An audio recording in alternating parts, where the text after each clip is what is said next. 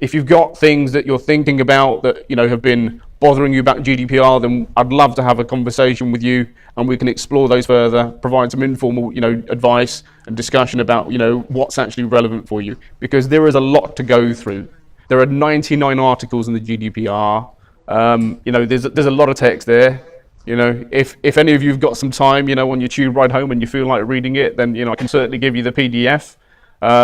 So 99 articles, just under 90 pages. There's a lot of stuff there, but there's also a lot which is not relevant to you. And I think, actually being able to disseminate what's relevant, what's not, focus on the activities that you need to do, that's what we're here to help you with. So what I've tried to do here is just try and put together a view of GDPR on one page. This was, I've got to say, quite challenging for me to do with the scope. But the focus of GDPR is really about 7 core principles for data protection. So you can see those in the central box on the slides, if you all can see them, and monitor where you actually are. So it talks about the 7 core principles of how we actually work with data. I'm not going to expand on those here. If you can't see them, there'll be another slide where there's a lot more detail. But the key thing that we really need to focus on, as I mentioned, is how much data we're actually processing, and understanding the scope and extent of what we're processing. Depending on the scope and extent, and to put that into more context as well, if you're just capturing name, email address, and home address, and that's all you need to work with, that makes it simpler. But if you're collecting further information such as bank account details or payment card information, or any information which could be deemed kind of demographic information, someone's gender, religion, all kinds of other parameters, then you get into, I suppose, not more tricky territory, but there are other implications of why you actually need that data. I think some of it would probably be relevant, but you'd probably need to understand why you're capturing it. And where we go with that is something that we call lawful basis. Why do you need to capture that data? What's your business process that actually aligns to it? So that is a key aspect of where we're actually going with GDPR. And one of the big changes that we've got from the current European Directive and the Data Protection Act of 1998 is the concept of accountability. So as an organization that's working with personal data, you are accountable. You're accountable for how we work with those principles. You're accountable if something goes wrong. So we need to make sure that you can demonstrate that you've got due diligence in place, the processes that you've got in place, that should things go wrong, you're actually in a good position to demonstrate that you did everything you could have, and you can actually manage whatever issues that actually arise, you can manage them in the right way. So let's jump to the next slide. So these are the core principles that I mentioned. So we've got lawfulness, purpose limitation, minimization, accuracy, limitation, integrity and confidentiality, and accountability. And I appreciate just looking at them there, it may not kind of ring true exactly what they mean for your organizations. But I'm just going to go through this in a little bit more detail to hopefully some of the concepts will resonate with you. So to have all data that you're actually working with, all data that you're processing, you need to establish what we call the lawful basis. So why you're actually working with that data, and what grounds you've got for working with that data. So it may be that you're relying on consent. So the individual that's giving you that data has consented, and that consent is given freely, openly, unambiguously. They've said, yep, I'm happy for you to have my data. This is my data. I'm giving it to you. Now, a new concept that's associated with consent is the right to withdraw consent. So an individual can at any point say, well, I've given you consent, but actually I want to take that back now. So it's putting control back to the individual.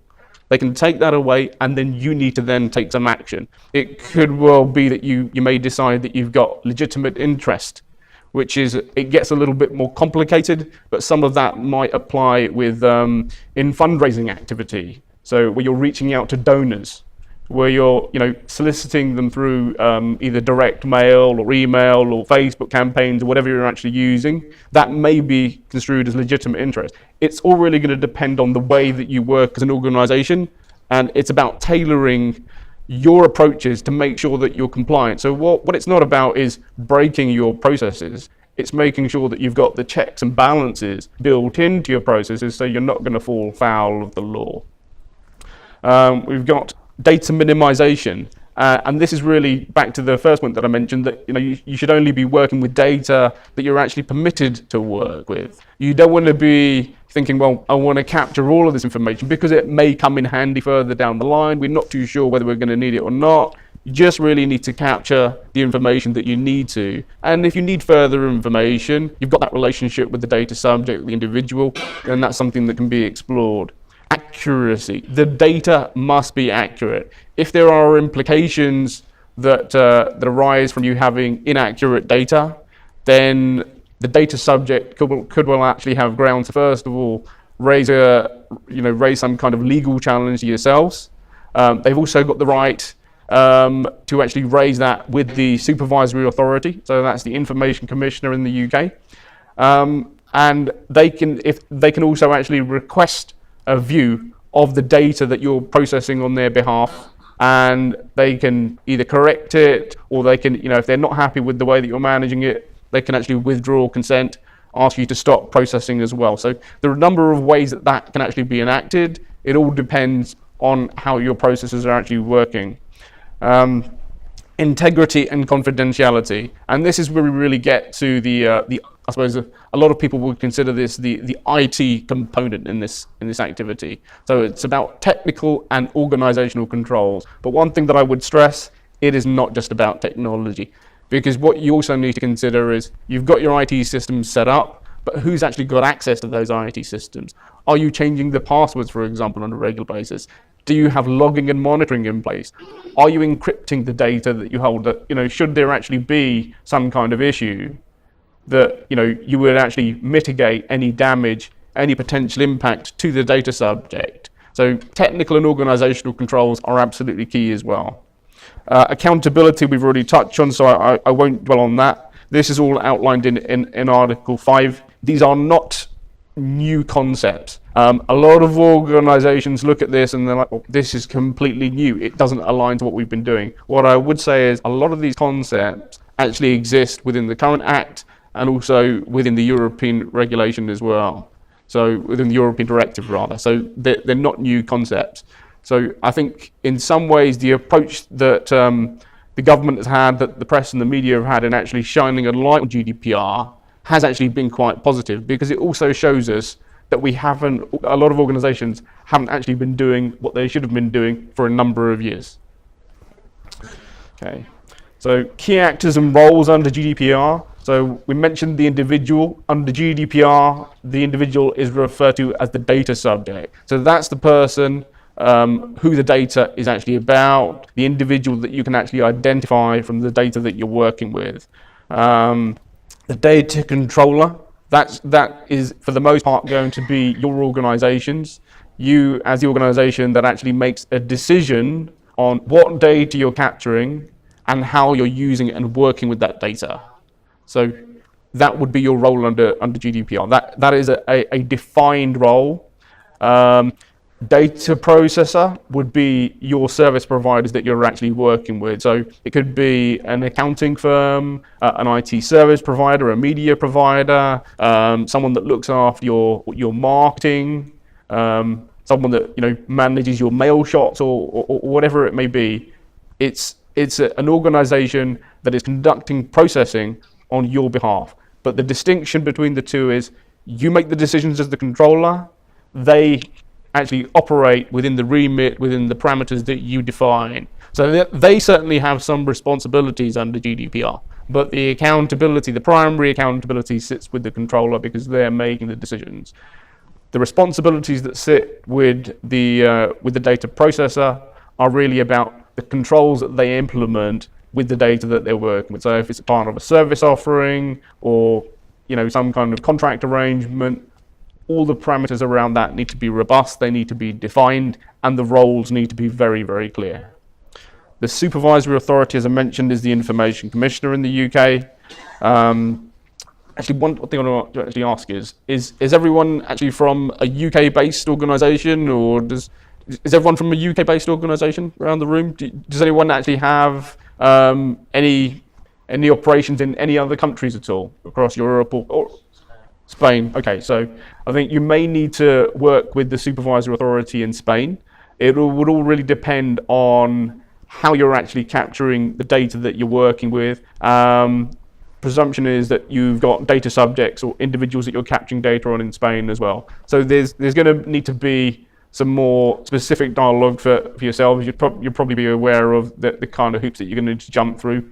And it's the key objective really here is under GDPR, and I'll take a step back actually. So with the European directive, every European member state basically had to enact their own local piece of legislation that followed the requirements of the directive. With GDPR, they don't need to do that. That is the law, and that's what we need to follow.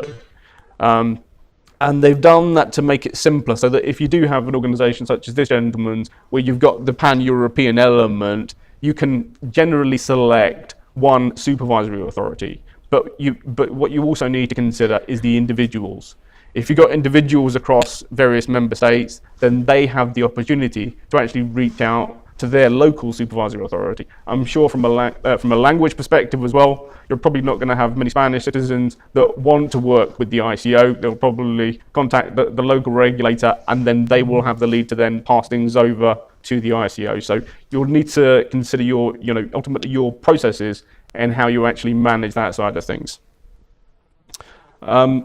Let's move on to the rights of the data subjects. So when you're actually capturing data from the outset, the data subject needs to be informed on what you're actually going to be using that data for. So you need to be very clear up front. So before you even start capturing data, and I'm sure you've all got databases at the moment, so you'll need to understand how long you've had that data, where did it come from, who actually captured it, and under what grounds was it shared with you. So you'll need to do a review for your existing data.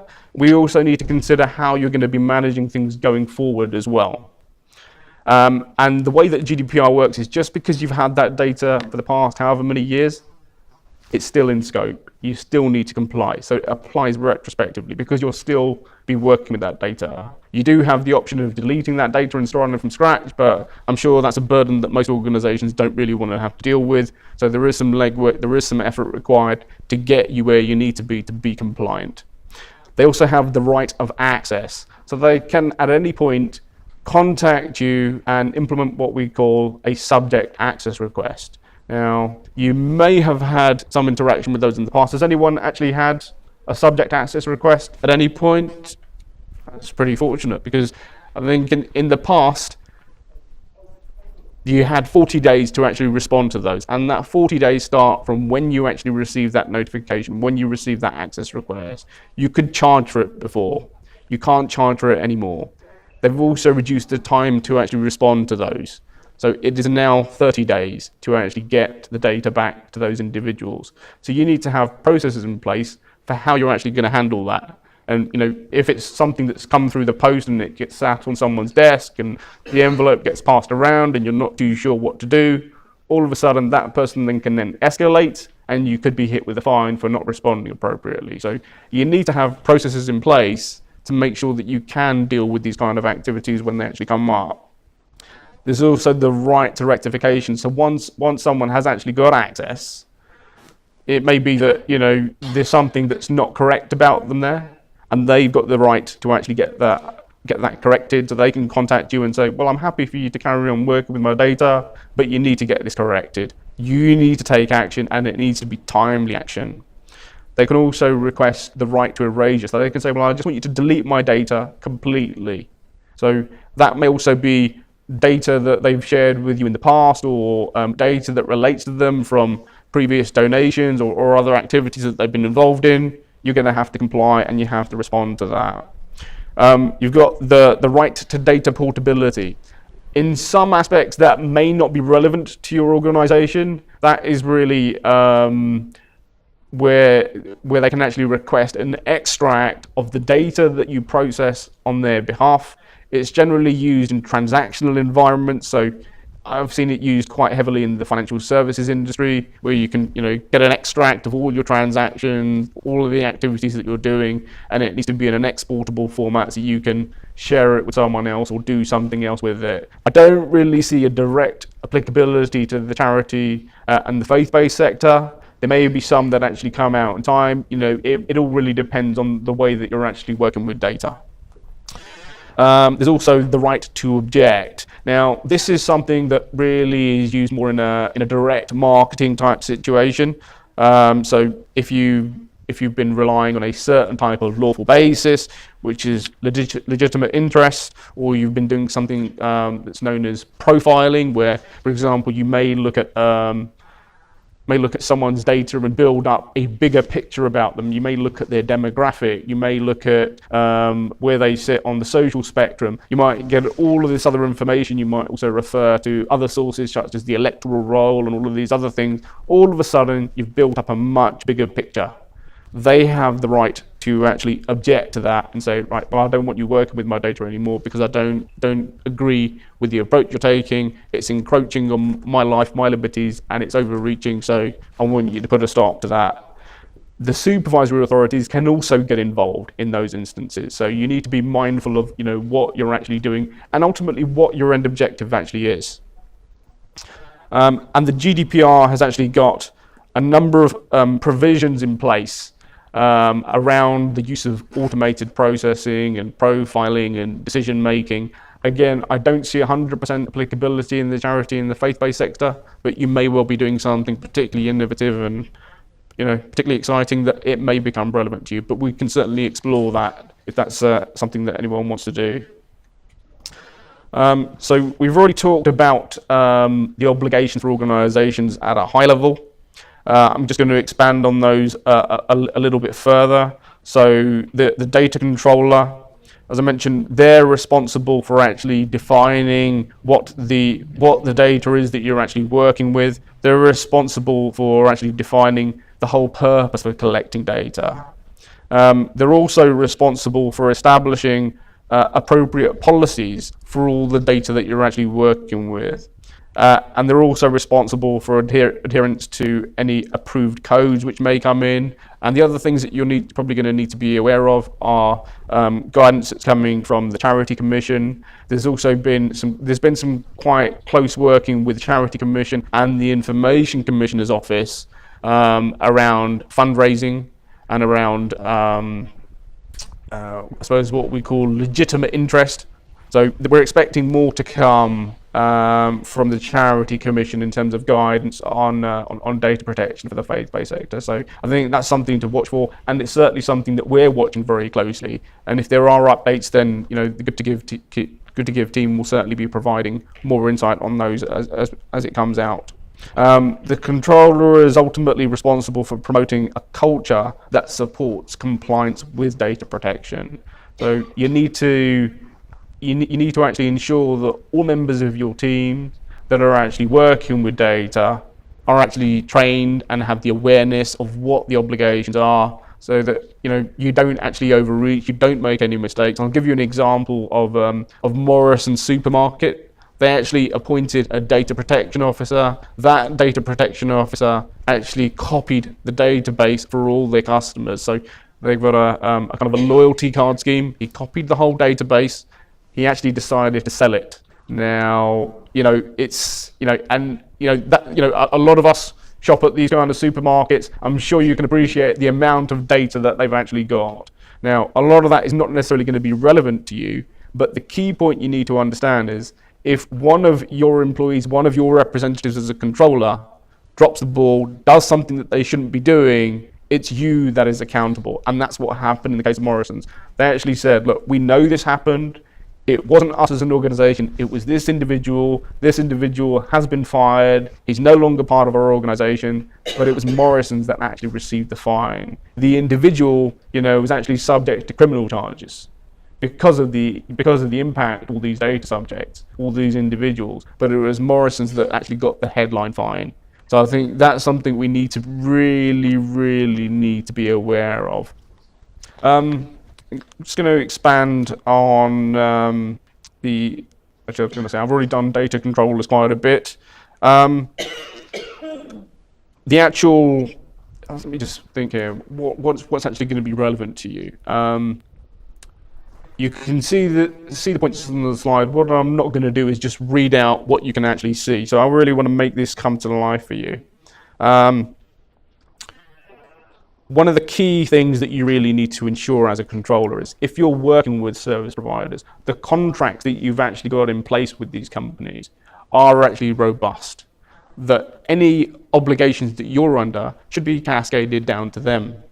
They shouldn't be able to take your data out of the country that you're actually operating with, or outside of Europe, if we consider GDPR. They shouldn't be able to do that without your authorization. So that's something that you need to be mindful of. You need to make sure that the contracts that you've got with these organizations are robust. They outline, the way that you want to work. It may be acceptable for you to do that, and there are certainly circumstances where it is actually a good approach to allow them to do that, but they are, at that point, they are responsible for demonstrating to you that the controls that they've got in place are robust, that you're not all of a sudden going to have a data leak by allowing the data out. So it needs to remain secure within their organizational boundaries. And if they have an issue, they are the ones that are accountable. And a lot of that is governed by the contract. So it needs to be structured the right way. And that's certainly, again, something that we can provide you with some guidance on. They also need to make it clear to you, unless you've already authorized this, is that if they actually use any service providers, again, they have the same obligations. Whatever obligations you outline to your data processor, they're also obligated to cascade those down if you allow them to use sub-processors as well. But the data controller is still responsible for the oversight. I think that is particularly key. So whilst you're accountable, you're also responsible for the oversight, and that's just really there to give you peace of mind that by using your service provider, they're not gonna let you down. Okay, so obligations for data processors. Again, there are a lot of similarities, but it would all be within the parameters of the activities that the data processor is actually doing for you as an organization. One thing that I actually just wanted to touch on that I didn't mention on controllers, and this is mainly a shared obligation, is the requirements to maintain records of processing. So this is the Article 30 requirement. This is a new requirement for data protection. This is probably the most labor-intensive requirement that I've actually seen. So I'm working with a number of organizations, and this is the one that really gets them. It's about documenting what you're doing with the data in the first place. So you can probably do that at quite a high level, but where you've maybe got some intricacies between your accounting system and other systems that you actually work with, maybe you've got employees on your payroll, how you're managing that side of things, the data flow between these, and then you've got an accounting firm that you're working with, you've got an IT provider. It's documenting everything that's actually going on within your organization, and those are known as the records of processing. Sorry, did you have a question? No? Okay. That's something that's shared between the processor and the controller. And there may well also be a requirement to actually appoint a data protection officer. I think, again, for the types of organizations that we're really talking about, what it boils down to is what data you're working with. So depending on the scope and extent of the personal data that you're working with, that's where we're going to be able to make a determination as to whether you need to appoint a DPO. I wouldn't say that it's something that you need to be too concerned about at this point, but it's something that you probably need to go back, understand the data that you're working with, and then make a determination. And it may well be that you've got someone within your teams that can already fulfill that function, but they need to be competent, i.e. understand what the GDPR requirements are, and they need to be able to take it forward and enact what those requirements are. They also need to be the individual that will be working with the supervisory authority, managing your registration, liaising with the authority if anything actually went wrong, and then also dealing with queries and requests and subject access requests, anything that actually comes from the individuals that you're working with as well. Yeah. All right, so now we're going to move on to enforcement, liabilities, and sanctions. Now, I'm sure you've already all seen the headline information about the 20 million fine or the 4% of your annual global turnover if you were to have a breach. Now, whilst this is true, It's not all doom and gloom. There is a lot that you can do to, first of all, avoid getting a fine. And what I would say is these fines are for the most serious breaches where you are talking about masses of data. I wouldn't expect any of the organizations in the room to be in this kind of scale, based on the amount of data records that you're actually working with.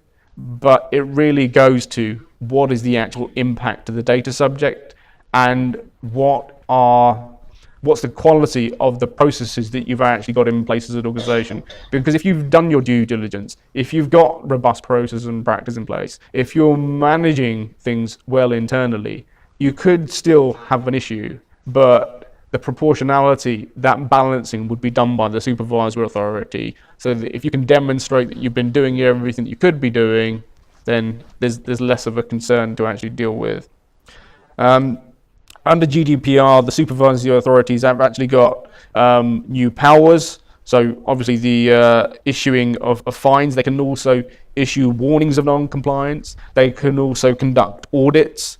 They can also direct you to require specific remediation. They can order you to erase all the data that you're actually working with.